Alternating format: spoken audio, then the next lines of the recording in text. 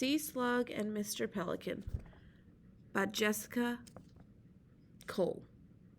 So, Sea Slug and Mr. Pelican would be a bird and a little creature that is down in the ocean.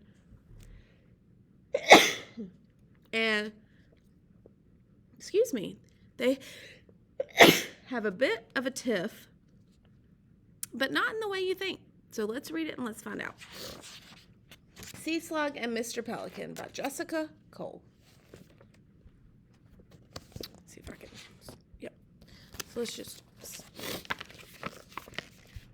Sea Slug lived in the ocean. This is Sea Slug right here. Among reefs, corals, and many beautiful sea animals. So you have a turtle, you have fish. Sea Slug was not beautiful in a normal way. He had his own kind of look, which he liked. He thought his purple bumps had a beauty all their own. So there's Sea Slug, and it says he was not the most beautiful creature, but he thought he was, bumps and all. Sea Slug liked to eat. He would eat many kinds of food, but seaweed was his favorite meal. A little saltwater and seaweed? That's a tasty treat. So seaweed is just kind of like grass, or what we eat, lettuce, like salads. And that's Sea Slug's favorite. Sea Slug did not like to swim. Sea Slug did not even like to move. Sea Slug liked to sit on the ocean floor and watch all the pretty fish swim by. So a bit of a lazy Sea Slug, but that's okay. We all have our lazy days. He saw clownfish, seahorses, and once he even saw some sharks. His favorite fish were the angelfish.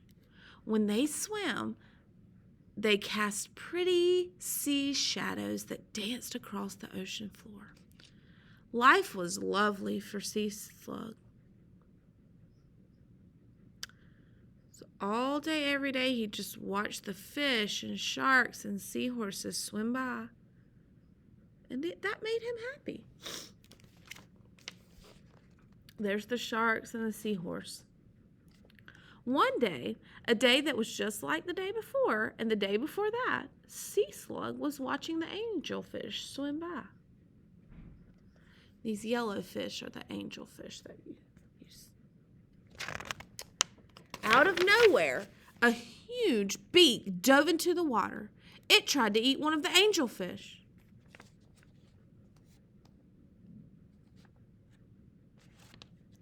So this big beak dove into the ocean trying to eat one of the fish. "Oh no," cried Sea Slug.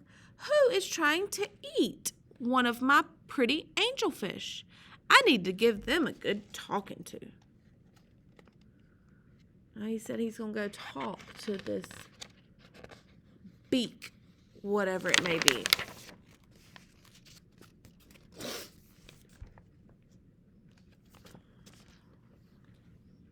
But Sea Slug realized something.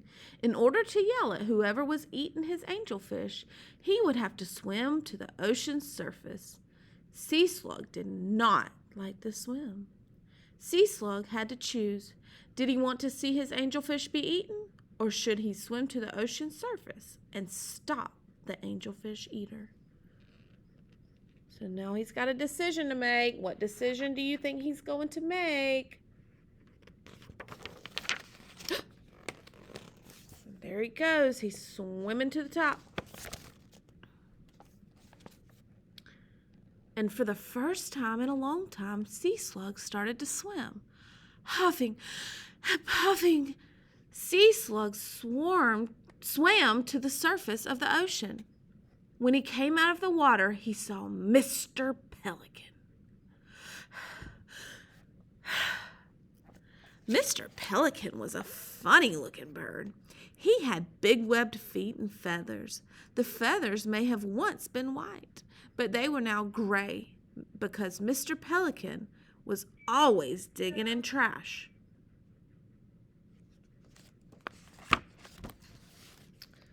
So let's see what happens.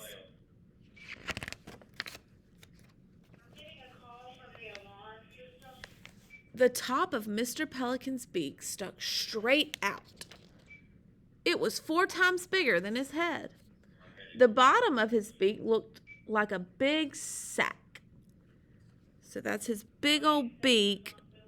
And the bottom of it right here looked like a big old sack or a big bag. It could grow and shrink depending on how hungry Mr. Pelican was feeling.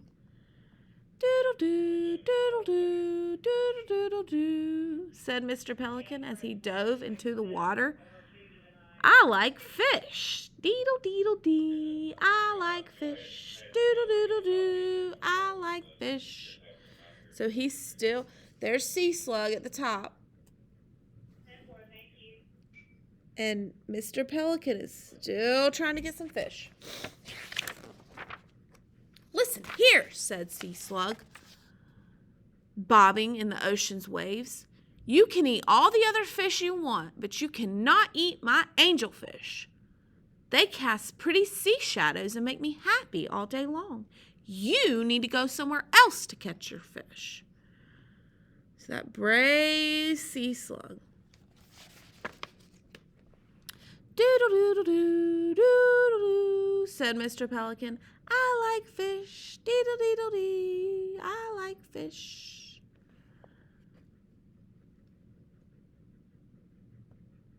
So there he is. I don't know if he can hear Mr. Sea Slug or not over his singing.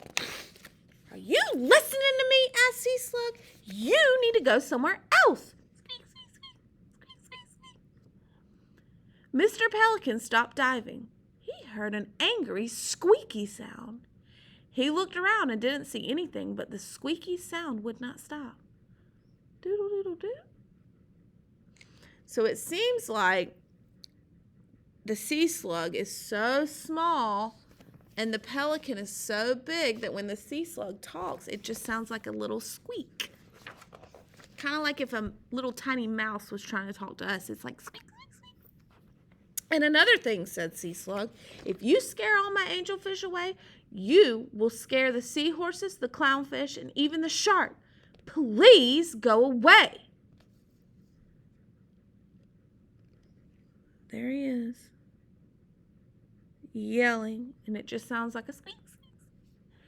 Mr. Pelican didn't like this noise at all. It hurt his pelican ears.